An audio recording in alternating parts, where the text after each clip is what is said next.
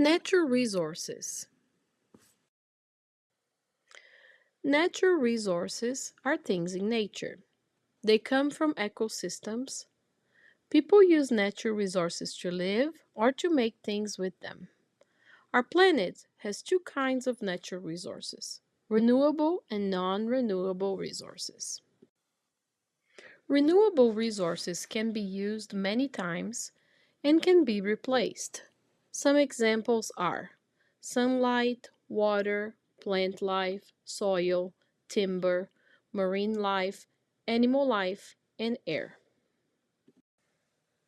For example, think of a forest.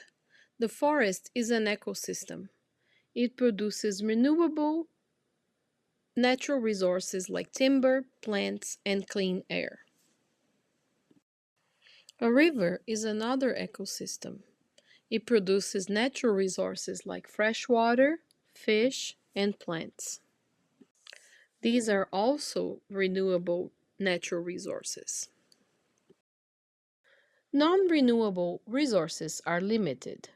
They cannot be replaced once they're gone.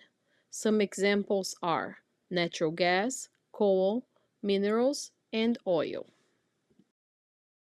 Let's think of a desert now.